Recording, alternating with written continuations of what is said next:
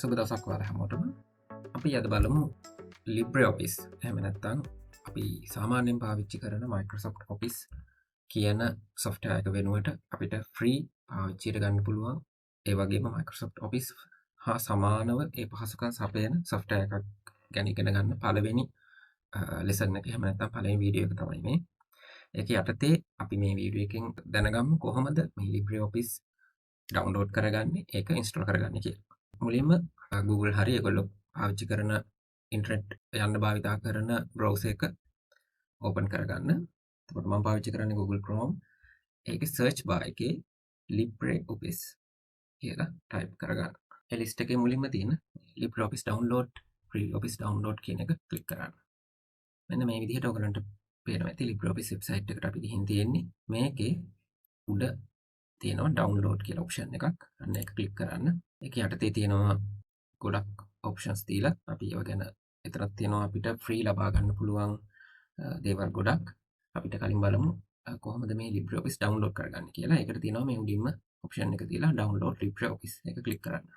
අන්න ඊට පස්සේ අපිට එනවා මේ වගේ මේ download කරගන්න option ගොඩක්. මේක යටතේ උඩින්ම තියෙන මේ LibreOffice 7.5.5 කියන version එක තමයි දැන් release වෙලා තියෙන latestම version එක. ඉතින් අපි මේක යටතේ අපි තෝරගන්න ඕනේ අපේ operating system එකට ගැලපෙන version එක මෙන්න මෙතනින්. ඒක click කරාම ඔයගලන්ට පේනවා මේ Linux කියලා තියෙනවා, Linux 64 කියලා තියෙනවා, macOS තියෙනවා, Windows 32 64 කියලා තියෙනවා.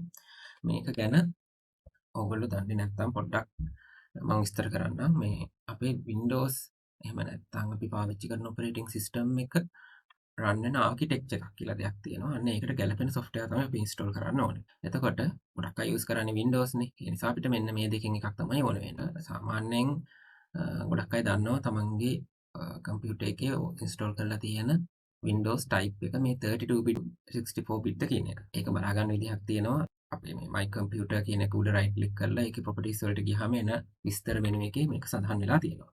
කවුරු හරි කෙනෙක් මේක දන්නේ නැත්නම් මේ 32 bit කියන එක download කරගෙන install කරන්න. මොකද 32 bit එක 64 32 දෙකේම වැඩ කරනවා. හැබැයි කවුරු හරි දන්නවනම් තමන්ගේ computer එකේ තියෙන Windows එක 64 bit කියලා අන්න ඒක download කරගන්න පුළුවන්. මේ විදිහට අපිට ගැලපෙන එක මෙතන select කරගෙන ඊට පස්සේ download කියන බටන් එක click කරන්න විතරයි තියෙන්නේ.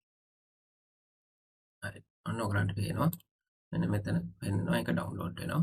මේක සම්පූර්ණයෙන් download වෙනකන් ඉන්න.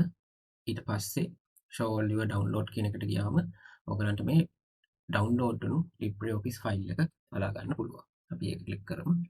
මෙන්න මේ විදිහට download වුණාට පස්සේ LibreOffice එක බලා ගන්න පුළුවන්. ඊට පස්සේ මේක install කරන්න තියෙන්නේ මේක double click කරන්න. right. preparing to install. ඊට පස්සේ මෙන්න මේ මෙතට එනවා next click කරන්න තියෙන්නේ. දැන් මම මේක install කරලා තියෙන නිසා මෙතන modify කියලා පෙන්නන්නේ. හැබැයි ඔයගොල්ලෝ install කරලා තිබ්බේ නැත්නම් මෙතන install කියන එක පේනවා. ඉතින් next click කරන්න. මෙතනදී අපිට පුළුවන් මේ component අපිට ඕන එක තෝරගෙන install කරන්න. දැන් මෙතන තියෙනවා dictionary, image filter, libre logo වගේ දේවල්. user interface languages මේ අපිට මේකේ languages ගොඩාක් තියෙනවා. අපිට මේ දේවල් අවශ්‍ය නම් විතරයි install කරන්න පුළුවන්. දැන් මෙතන සිංහල install කරනවා මේ අපි ශ්‍රී ලංකන් අය download කරනකොට ඒගොල්ලෝ automatically ඒක ග්‍රහණය කරගන්නවා මෙන්න මේ දේවල් ඕන කියන එක. ඉතින් ඉංග්‍රීසි සහ සිංහල කියන එක තමයි දැන්ට මේකේ active වෙලා තියෙන්නේ. ඉතින් මේ දේවල් මේ විදිහටම තියලා අපිට next යන්න පුළුවන්. ඊළඟට අහනවා අපිට අපේ computer එක ඇතුලේ office document open කරන්න, excel open කරන්න, powerpoint මෙන්න මේ දේවල් open කරන්න අපි මේ install කරන්න යන LibreOffice පාවිච්චි කරන්නද කියලා. ඉතින් අපිට කැමති නම් මේවට click එකක් දාලා ඒකට අවසරය දෙන්න පුළුවන්. ඉතින් එහෙම දීලා හෝ නැතුව next click කරන්න.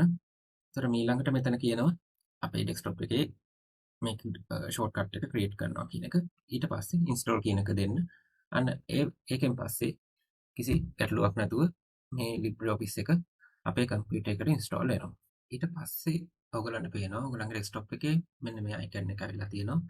මේ icon එක double click කරන්න. අන්න එතකොට ඔයගලන්ට පේනවා මේ LibreOffice කියන එක මෙන්න මේ විදිහට open වෙනවා. දැන් ඒ කියන්නේ අපේ මේ LibreOffice install කරගන්න එක සාර්ථකයි. ඉතින් මෙතනින් එහාට තියෙන්නේ අපි කොහොමද මේ LibreOffice එකෙන් අපිට අවශ්‍ය ලිපි කටයුතු කරගන්න කියන එක. ඉතින් කෙටියෙන්ම මේ LibreOffice එක ගැන සඳහන් කළොත් මේක ඇත්තටම ඉතා වටිනා ටූල් එකක්, software එකක්. සම්පූර්ණයෙන්ම ෆ්‍රී හම්බ වෙන. ඒක ලයිෆ් ටයිම් ෆ්‍රී. මේක හදන්නේ ඕපන් සෝස්. එහෙම නැත්නම් කිසිම ලාභ ප්‍රයෝජනයක් බලාපොරොත්තු නොවි තමයි මේක ඩෙවලොප් කරපු මේ software engineersලා මේක කරලා තියෙන්නේ. ඉතින් ලෝකේ ගොඩක් අය මේ වගේ ඕපන් සෝස් software කරන අයට ඩොනේට් කරනවා. මොකද ඒකෙන් තමයි දියුණු වෙමින් පවතින ඒ වගේ කියන්නේ දුප්පත් රටවල් වල අයට මේ සමාන විදිහට IT ෆීල්ඩ් එක පාවිච්චි කරන්න ලැබෙන්නේ. ඉතින් මේක සාමාන්‍යයෙන් මේ ඕපන් සෝස් software බැලුමට පහසු නෑ කියලා හිතුනට ගොඩක් දේවල් අතින් දියුණුයි. මොකද ලෝකෙ පුරා ඉන්න වොලන්ටියර් කියන්නේ ස්වේච්ඡාවෙන් සහභාගී වන software engineerෝ ගොඩක් මේකට දායක වෙලා මේක වැඩි දියුණු කරන්න දිනපතා කටයුතු කරනවා. ඉතා වේගයෙන් මේ software දියුණු වෙනවා. ඒ වගේම මේකෙන් ලැබෙන ඔප්ෂන්ස් එහෙම සමහර ලාවට paid version ඒ කියන්නේ මුලදී ගන්නා software වලට වඩා වැඩි අවස්ථා දකින්න පුළුවන්. ඉතින් මේකේ යටතේ අපි මේ Microsoft ආයතනයෙන් ලොකු ගාණක් දීලා මිලදී ගන්න දේවල් මේකෙන් 100%ක් කරගන්න හැකියාව ලැබෙනවා. ඒ වගේම මේකට පුරුදු වුණාම අපිට කලින් අපි භාවිතා කරපු Microsoft එකේ වගේ අපහසුයක් දැනෙන්නේ නැහැ.